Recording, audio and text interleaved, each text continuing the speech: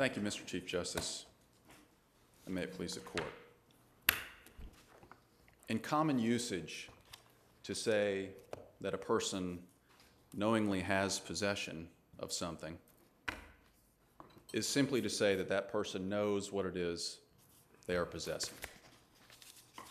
Same principle follows under the marijuana trafficking statute in 1613-31C, which says, and which imposes, by the way, a 5-year mandatory minimum prison sentence for any person who knowingly has possession of a quantity of marijuana exceeding 10 pounds. In plain language, in common usage, that means the person knows not just that he has marijuana, but also that he has marijuana that exceeds 10 pounds. The plain language of this statute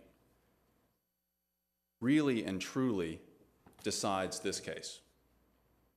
We don't get to any of the, tiebreaker canons of construction because they're not needed. The plain language suggests you have to know that you have more than 10 pounds to be guilty. Aren't there Court of Appeals cases dealing with cocaine that hold differently with the same type of statute? Yes, sir. There's a couple of things that make those decisions not quite relevant here for this court. Number one, they're construing the cocaine trafficking statute, which is exact same words. I'm sorry? Exact same words. No, sir. I disagree.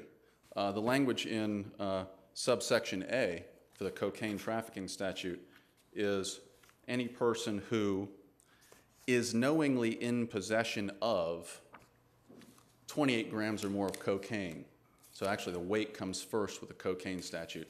My position is, frankly, the cocaine statute is actually maybe a stronger case because the weight does come before the cocaine, Justice Namias.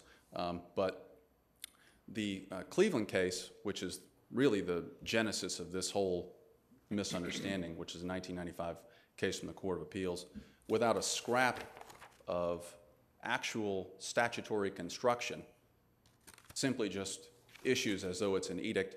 Look, the statute's not reasonably subject to the construction urged by the appellant. They don't take on the plain language of the statute. They don't even endeavor to do so in the Cleveland case, which was recognized by Judge Blackwell just last year in the Harrison case, the Court of Appeals case involving the trafficking statute, where he said, look, the appellant in this case is probably correct. The Cleveland case is likely wrongly decided. The statute, if you read it, seems to be plain language. Yes, you have to know that you have the requisite amount of the substance.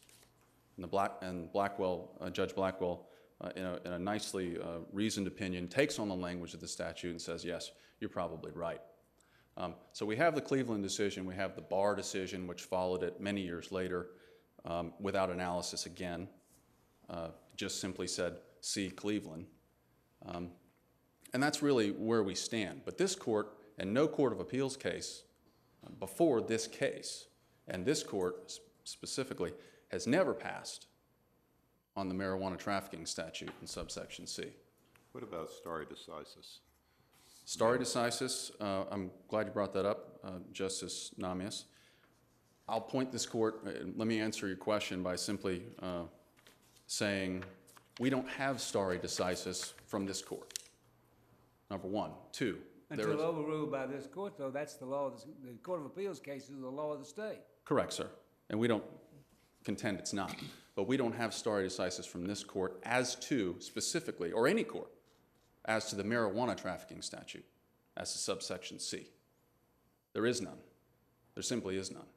There's only a construction of subsection A, the cocaine trafficking, from Cleveland. And as this court just said recently, and this is, I think, also in response to the appellee's argument of legislative acquiescence as a method of statutory construction, which we would disagree with, but this court in Jackson, 2010, overruling the Crane decision, of course, Jackson at 287 Georgia 646, there the word cause in the felony murder statute was at issue, and the Crane decision from 1981, we're talking almost 20 years of precedent and direct precedent on point from this court, where this court went back and said, look, we missed it on cause. Cause was right the way we're going to do it now. One difference, in Crane, it would be hard to point to anyone who had a reliance interest on the statute as construed. Here, though, you've got literally thousands of drug cases that have been investigated and prosecuted that if we change the Court of Appeals rule, would have a real change in how the state investigated and prosecuted cases, and in a way that often couldn't be replicated. You couldn't go back and fix it. So what about the reliance interests in this kind of case? Well, Justice Namias, I would respond by saying this. I don't think, and I don't believe, and if you look at the cases, I think it's supported, that the factual scenario where it's truly, truly an issue, whether the individual possessor of a threshold amount of 10 pounds of marijuana has no real indication that what he has is significantly more than what he thinks he has. In other words, where the person knows he's got marijuana of some amount, or at least he should know from a willful blindness sort of state, which knowingly would, of course, willful blindness would meet that. We just don't have very many cases where the facts, like Mr. Wilson's, really lend themselves to this sort of situation. So I would say significantly decreased reliance interests in response to your question. Here, Mr. Wilson was told by his roommate to expect a package of, quote, some marijuana, and it's a controlled delivery. He opens the door. It's handed to him by the police officer. The package itself is 12.46 pounds. He has it for a couple of seconds, and then the police come in and make the bust. So this is just a narrow set of facts where it's truly, truly an issue about whether the person is either willfully blind to it or knowingly has the requisite amount. And that's why I think, frankly, the legislature drafted the statute the way they did. This is not the difference between 2 grams and 6 grams, or the difference between 10 grams and 5 grams. We're talking about 10 pounds. This is the medium-sized bag of dog food at the grocery store. I have a 4-week-old now. She's about 10 pounds. It's a substantial bundle. You know what you've got. If you've got 10 pounds of marijuana, we're talking about a substantial amount of weight. And initially, of course, the marijuana trafficking statute required 100 pounds for the threshold when it was initially enacted. And that amount came down through the years. But if you're right, this same analysis would apply. As you said, it's even stronger for the cocaine statute. And you would have to be able to prove that a defendant knew 4 grams versus 6 grams, and I would defy most people to put 4 and 6 grams in their 2 hands and tell the difference. Well, I disagree slightly, Justice Namias, and here's why. Because the cocaine trafficking statute is 28 grams, and that's right at an ounce, which is Right, so let's say 26 grams and 30 grams. If that's the legislature's dividing line. But how does the state prove somebody possessed 30 grams as opposed to 26 grams? You mean knowingly possessed? Knowingly possess that. Well, a couple responses. That's not where they drew the line. They drew the line as an ounce, as the threshold amount. They're not saying the difference between 10 and 28. They're saying the threshold is 28 grams, which is common parlance in drug terms, as you know, an ounce, which is, remember, we're talking about, this is a commerce activity, okay? So we know when you're dealing with an ounce of cocaine, there's substantial amounts of money involved in these cases. The parties who are involved know what amount they're going to get.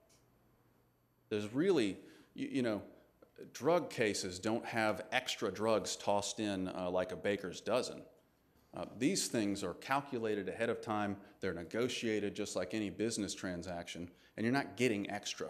They're not throwing some more in that you didn't know was there. Really, the strongest argument for the state, and the same was true in Flores-Figueroa, if you look at the oral argument there in the briefs in that case, the strongest argument for the state is this might make it slightly more difficult for us to prosecute individuals. And that's just going to be true in some cases, for instance, Mr. Wilson's case. But that's really no argument at all. You made a cursory rejection of the legislative acquiescence, but that is a pretty good argument, isn't it? That there was a good period of time where they mended it in other ways after the Court of Appeals decision? I disagree, Justice Carley, and here's why. If you look at the marijuana trafficking statute, the subsection C, there's not amendments to marijuana trafficking statute that, I mean, the statute was changed for lots of reasons. We had the whole question about, you recall the savings clause and whether there were several changes that happened in the 80s. But marijuana trafficking's really only been changed 3 times since its inception. It started in 1980 saying any person who is knowingly in actual possession of, in excess of 100 pounds of marijuana. That was 1980. Significant change, 1982. Any person who knowingly has actual possession of a quantity of marijuana exceeding 100 pounds, that was 1982.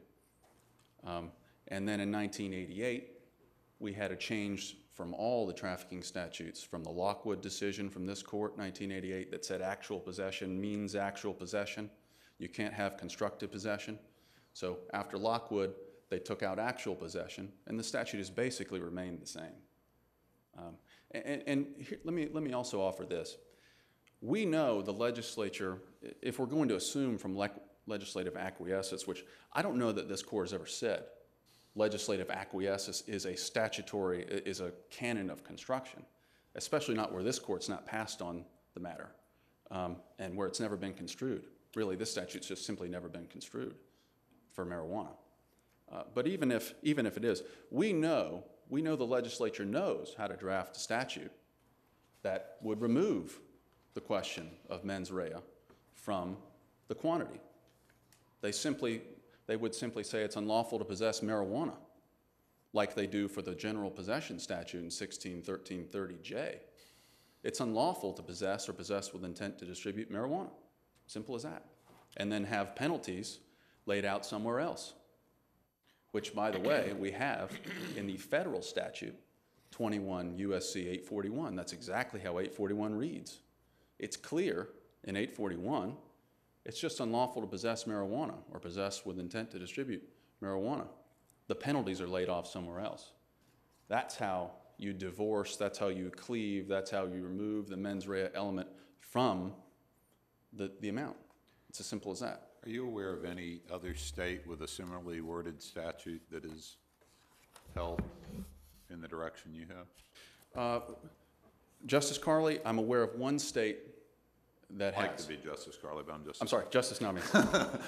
I apologize for that. That's all right. They're both fine people. Yes, they are. People versus Ryan, which is a New York case, and that's 626 Northeastern 2D 51. It's a 1993 case. But I only offer that to show you that there are other courts that have looked at really dissimilar statutes, really dissimilar statutorily by use of language, very different statutes, and come out different ways than the ones offered by the appellee in their brief here. That statute's not drawn like the Georgia statute. It's drawn like all the other statutes, by the way, that are cited by the appellee. And I did want to just briefly mention those. The appellee points to Florida, Missouri, North Carolina, Alabama, and South Carolina in their brief. Not a single one of those statutes is even close to the Georgia statute on marijuana. That's the first thing you look at when you notice those statutes. Missouri and North Carolina, by the way, don't even use the word knowingly at all in their statute. It doesn't even have the mens rea piece in it. Florida has a statute which is more similar to the way the Georgia statute was originally written, and it says any person who is knowingly in actual or constructive possession of comma, 28 grams or more of cocaine. And I'm emphasizing the comma simply because of the canon of construction that's been recognized by the U.S. Supreme Court and other courts. If you have so-called interruptive punctuation, that can be an indication of the end of a state of mind, mens rea, the comma. And that's what you find really in every single one of these other courts. The Florida case, the Alabama case, and those are the two big ones. But if you look at the South, I'd point you to the dissent in the Alabama case, by the way. If you haven't read it, it's wonderfully worded dissent, pointing out that, look, even with that comma, this is probably, state of mind should extend to all the subsequent elements. And the reason being, Your Honors, is because this is pointed out by Flores Figueroa. If you have a state of mind mens rea, a traditional mens rea, the model penal code and the general statute of construction is that it applies to every subsequent element in the statute. That's the rule. It's model penal code section 202, paragraph 4, but it's really embodied by the Flores Figueroa decision. If you have a state of mind mens rea, it's going to apply to all the subsequent elements of the statute unless there's some clear indication that it doesn't. The federal rule is an excellent example, 841. It says knowingly in Part 1, but Part B, in a separate paragraph, it rattles off the amounts and the weights. Can I ask you one other question? Yes, sir. Was there an objection raised at trial on this issue? Are we here on plain error review? We're here on both plain error review and we are here on sufficiency of the evidence, Your Honor. Both. So no, and I didn't represent the appellant at trial. It was a private lawyer in town, and that issue was not raised by his counsel. Well, okay. At least for the plain error part, the complaint about the instruction, if the existing law, at least in the Court of Appeals, says you don't need to prove weight, can you say that's a plain error? Two responses. That wasn't the law in the Court of Appeals because no one had ever passed on the marijuana trafficking statute, Okay, well, subsection let's C. just say if the law isn't clearly in your favor, as you're admitting the law isn't clearly in your favor, you're asking us to make a new